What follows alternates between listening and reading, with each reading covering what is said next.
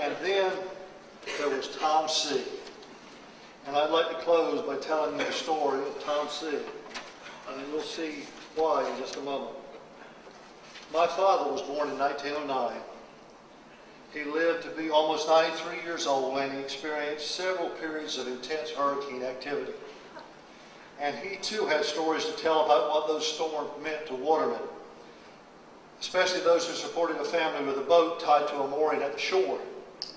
But although he had memories of each of them, there was one storm that stood out far beyond all the rest. It occurred when he was still a young man, but married with 3 small children, and living in a new white frame house that was less than 200 feet from the shores of Backside. He sometimes called it the Storm of 33, but more often he referred to it by the name of the Danish fisherman who lost his life in the storm, Jimmy Hamilton. To him and his generation, it was the Jimmy Hamilton storm. Every blow, every nor'easter, every tropical storm and hurricane was measured against the Jimmy Hamilton storm, and always in his mind it paled in comparison. He would tell vivid stories of howling winds that caused the walls of his house to shimmer, the rising tide that surrounded his father's, and then his brother's house, and then reached his own backyard, and then of a rapid ebbing of the water that he eventually learned was the result of an inlet, later called Barnes Inlet, having broken through near Cape Lookout Lighthouse. But for some reason, at least to me, none of those stories resonated as much as the account of what he saw and heard when the winds finally died down, and the people of his neighborhood ventured out to see what had been wrought and what had been left by the storm. The humor, the irony, the serenity that is evidenced in that tale captures for me in one simple story much of what life was like, or what made life for the people of our island so special and so memorable. As told by my father, the wind began around sundown, and shortly after midnight abated enough that he took Mama and the children, Ralph, Elodie, and June, across the path to the home of Cliff and Cotty Guthrie. Even though Cliff's home was closer to the shoreline, it was bigger and higher off the ground. When he got there, he found several other families had the same idea, and a group of over 20 people gathered on chairs around the table and on the floors of Cliff and Cotty's living room. Just as he got there, the wind returned, and for another 3 hours, the storm-weary group looked, listened, and worried.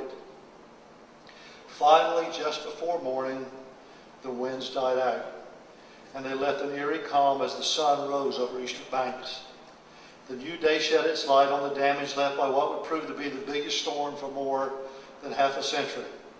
What they saw when they stepped out on the south-facing porch of Cliff's house was as follows. Trees, including mighty oaks, had been uprooted. Boats had been torn from their moorings and were lodged in the brush and thickets near the shore. Livestock from the banks, including horses, cows, and sheep, had been drowned and washed across the channel, such that their carcasses dotted the shoreline. Porch posts, planks, shingles, and siding had been blown off or washed off homes and was strewn in piles all over everybody's yard. But amid all of this, what my father and the others recalled the most and the best, and talked about most often, was what he saw standing on the back door stoop of the home of Hinckley and Polly Guthrie. Their home was at the landing between the shore and Cliff's porch, where the storm-weary group had gathered that morning. Indeed, Cliff and Polly were among those who had assembled there with them. But Polly had left behind in their home Tom C., her aged father, who had gone to bed as usual the night before, and no one had heard from him since.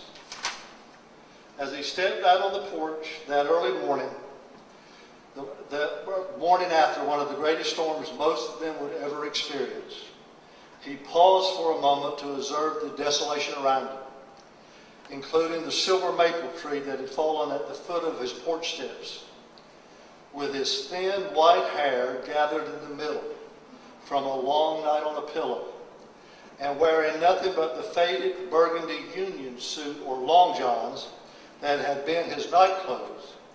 Tom C. rubbed his eyes to wipe away the sleep and to make sure that he was really seeing what first appeared to him.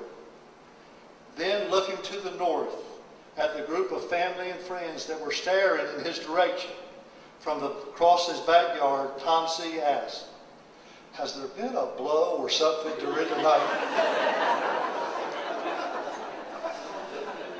In his honor, I would say to Irene, let it blow, just like Tom C. We'll be here the next morning. Thank you.